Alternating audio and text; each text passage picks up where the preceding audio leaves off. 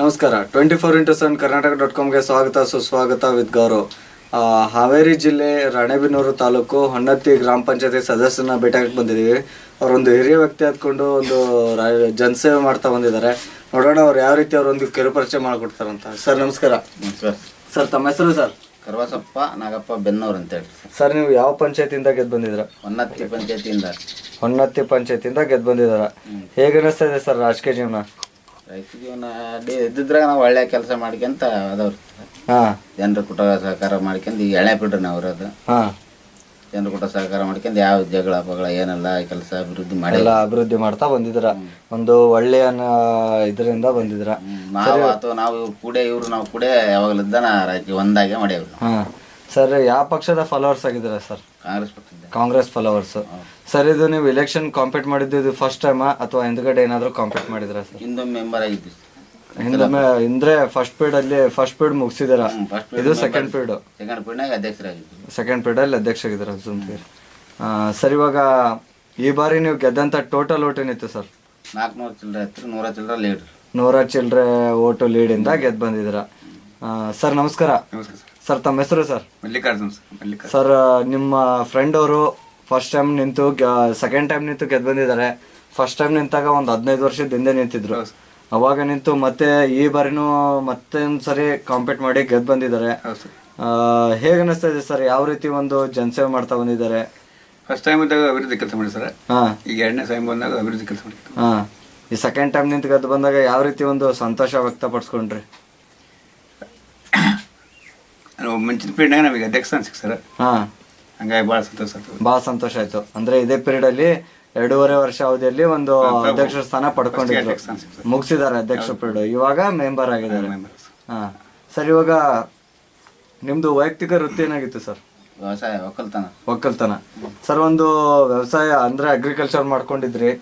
Agriculture ಮಾಡ್ಕೊಂಡಿರೋರು ರಾಜಕೀಯಕ್ಕೆ ಬರೋದಕ್ಕೆ ಏನೊಂದು ಸ್ಫೂರ್ತಿ ಸರ್? ಇಂದ ನಮ್ಮ ವಿರೋಧ ಪಕ್ಷ ಬಿಜೆಪಿ ಪಂಚಾಯತಿ ಇತ್ರಿ.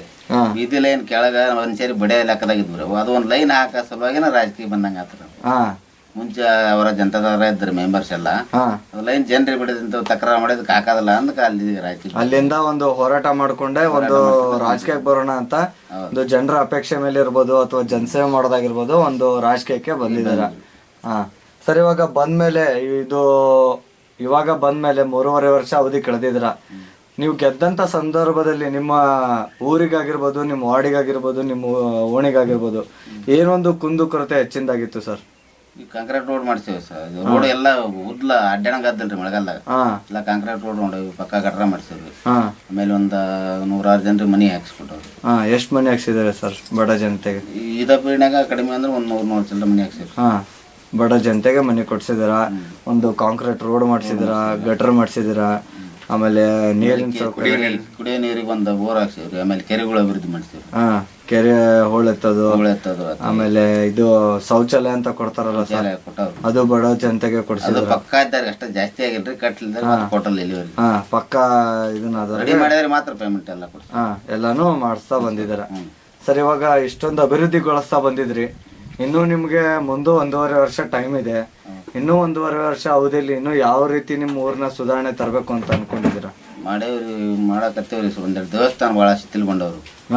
ಅದ ಮೂರ್ತಿ ನಮ್ಮ ಸ್ಟೇಟ್ನಾಗ ಎಲ್ಲಿಲ್ರಿ ಅಂತ ಮೂರ್ತಿ ಒಂದೆರಡು ಗುಡಿ ಅಭಿವೃದ್ಧಿ ಮಾಡಕ ಹೋರಾಟ ಮಾಡ್ತಾ ಇದ್ದೀರಾ ಸರ್? ಅದನ್ನ ಕೊಡ್ತೇವೆ ಅಂತ ಹೇಳಿದಾರೆ. ಅಲ್ಲೇ ಎಲೆಕ್ಷನ್ ಸರ್ ಅದಕ್ಕೆ ಸ್ವಲ್ಪ ತಟಸ್ತೆ. ಸರ್, ಇವಾಗ ಇನ್ನೂ ಹೆಚ್ಚಿನ ಇದರಲ್ಲಿ ನಿಮ್ಮ ಬಡ ಜನತೆಗೆ ಮನೆ ಕೊಡಿಸ್ಬೇಕು ಅಂತ ಅನ್ಕೊಂಡಿದ್ದೀರಾ ಸರ್?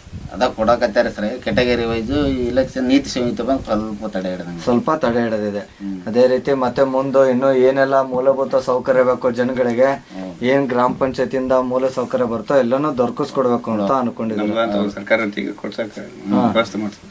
ಸರ್, ಇವಾಗ ನಿಮಗ್ ಗೊತ್ತಿರೋಂಗೆ ಇನ್ನು ನಿಮ್ಮೂರಲ್ಲಿ ಇನ್ನು ಯಾವ ರೀತಿ ಸುಧಾರಣೆ ತರಬೇಕಂತ ಅನ್ಕೊಂಡಿದ್ದೀರಾ? ನಿಮ್ ಗೆಳೆಯರ ಜೊತೆ ಹೊಂದ್ಕೊಂಡು ನೀವು ಏನೆಲ್ಲ ಸುಧಾರಣೆ ಮಾಡ್ಬೇಕಂತ ಅನ್ಕೊಂಡಿದ್ರೆ? ಏನೆಲ್ಲ ಕೆಲಸ ಬಾಕಿ ಉಳಿದಿದೆ ಮಾಡೋ?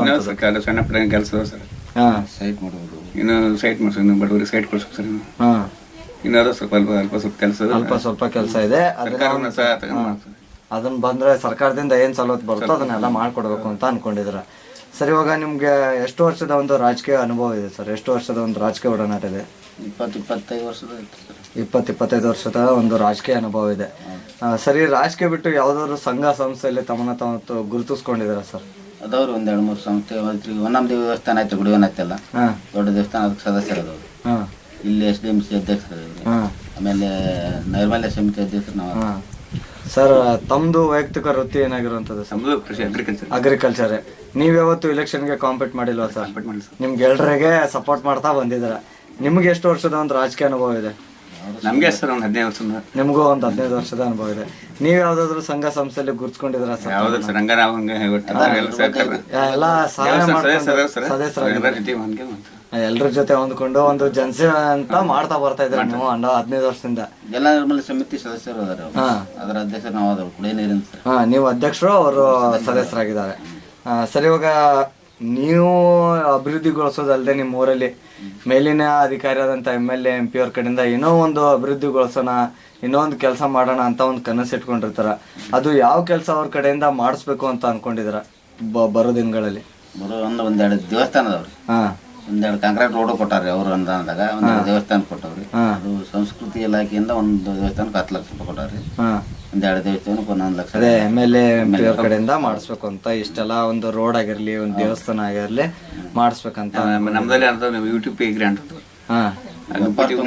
ಅದ್ರೊಳಗನ ಎಲ್ಲ ಸಿಮೆಂಟ್ ರೋಡ್. ಮುಂದಿನ ವರ್ಷಕ್ಕೆ ಯಾವ ಒಂದು ಓಣಿನ ಒಂದು ಗೇಣು ಉಳಿಯದಲ್ರಿ, ಎಲ್ಲ ಆ ರೀತಿ ಎಲ್ಲಾನು ಒಂದು ಕಾಂಕ್ರೀಟ್ ರೋಡ್ ನ ಮಾಡ್ಬೇಕಂತ ಅನ್ಕೊಂಡಿದ್ರು. ಸರಿ, ಇವಾಗ ಒಂದು ಅಧ್ಯಕ್ಷ ಸ್ಥಾನ ಮುಗಿಸಿದ್ರ. ನಿಮಗ್ ಗೊತ್ತಿರೋಂಗೆ ಈ ಅಧ್ಯಕ್ಷ ಸ್ಥಾನಕ್ಕೂ ಮೆಂಬರ್ ಆಗಿರೋ ಒಂದು ಸ್ಥಾನಕ್ಕೂ ಏನೊಂದು ವ್ಯತ್ಯಾಸ ಸರ್? ವ್ಯತ್ಯಾಸ ಇರ್ತದೆ ಸರ್. ಅಲ್ಲಿ ಆ ಸ್ಥಾನಕ್ಕೆ ಕುಂತ ಬೆಲೆನೇ ಬೇರೆ ಇರ್ತದೆ ಸರ್. ಅಲ್ಲಿ ಏನು ಮಾಡಕ್ ಆಗಲ್ರಿ. ತಪ್ಪಂಕ್ರ ನಾವಂಕ್ರ ಜೀವನದಾಗ ಮಾಡಿಲ್ರಿ. ಮೆಂಬರ್ ಇದ್ರು ಮಾಡಿಲ್ಲ, ಅಧ್ಯಕ್ಷ ಇದ್ದಾಗ ಮಾಡಿಲ್ರಿ. ಅಂದ್ರೆ ಬಾಳ ಇದು ಮೆಂಬರ್ ಆದ್ರೆ ಒಂದ ಊರು ಸೀಮಿತ ಇರತ್ರಿ. ಅಧ್ಯಕ್ಷರ 5 ಹಳ್ಳಿದವ್ರು, 5 ಹಳ್ಳಿಗೂ ನಿಭಾಯಿಸ್ಬೇಕಂತ. 5 ಹಳ್ಳಿ ನಿಮ್ಮ ಊರಲ್ದೆ ಪಕ್ಕದ ಊರುಗಳೆಲ್ಲಾನು ಯಾವ ರೀತಿ ಡೆವಲಪ್ ಮಾಡಿಸ್ಬೇಕು, ಯಾವ ರೀತಿ ಸುಧಾರಣೆ ತರಬೇಕು ಅಂತ. ಆಮೇಲೆ ಜನರು ಒಂದ ನಮ್ನಿ ಇರೋದಲ್ರಿ. ಒಬ್ಬ ಆಯ್ತು ಅಂತ ಸಮಾನಾಂತರವಾಗಿ ನೋಡ್ಬೇಕು. ಅವ್ರು ಹಾರಾಡ್ದಂಗ ನಾವು ಹಾರಾಡಕೋದು ಮತ್ತೆ ಕೆಟ್ಟ ಎಲ್ಲರ ಜೊತೆ ಒಂದು ಹೊಂದ್ಕೊಂಡು ಮಾಡ್ತಾ ಬಂದಿದ್ರು. ಅದೇ ರೀತಿ ಇವಾಗ ನಿಮ್ ಊರಿನ ಜನರ ಜೊತೆ ಯಾವ ರೀತಿ ಬೆರೆತು ಕೆಲಸ ಮಾಡ್ತಾ ಇದೀರಾ? ನಮ್ಮೂರಾಗ ಯಾವ ರೀತಿ ಸಂಪರ್ಕ ಇಟ್ಕೊಂಡಿದ್ದೀರಾ? ನಮ್ಮಲ್ಲಿ ನಮ್ಮೂರಾಗ ಸದ್ಯ ಸುತ್ತಲಾಗ ಅಂದ್ರೆ ಇಲೆಕ್ಷನ್ ಇದ್ದ 3 ದಿವಸ ಇಲೆಕ್ಷನ್ ಮಾಡೋದು ಯಾರಾದ್ರೆ ಅತ್ಲಾಗ ಎಲ್ಲಾರು ಕುಡ್ಕೊಂಡ್ಬಿಡ್ತಾವ್ರಿ. ಆ ಸರ್ಕಾರ ಬಂದಾಗ ಅವ್ರ ಜೊತೆಗೆ ಇರ್ತಾವ್ರಿ, ನಮ್ಗೆ ಬಂದ ನಮ್ ಜೊತೆಗೆ. ಈ ಪಕ್ಷ ಅಂತ ನೋಡಲ್ಲ, ಒಟ್ಟು ಊರ್ ಸುಧಾರಣೆಗೆ ಜನಸೇವೆ ಮಾಡ್ತಾ ಬರ್ತಾ ಇದ್ದೀರಾ. ಸರ್, ಅದೇ ರೀತಿ ಇವಾಗ ನಿಮ್ಮ ಕುಟುಂಬದಿಂದ ರಾಜಕೀಯಕ್ಕೆ ಬರೋದಕ್ಕೆ ನೀವೇ ಫಸ್ಟ್ ಅಥವಾ ಹಿಂದ್ಗಡೆ ಯಾರಾದ್ರೂ ಹಿರಿಕರು ಇದ್ರ ಸರ್? ನಮ್ ದೊಡ್ಡಪ್ಪರ್ ಇದ್ರೆ ಅವ್ರು ಒಂದ್ಸಲ ಆರಿಸಿ ಬಯಲಲ್ರಿ, ನಾವು ಫಸ್ಟ್.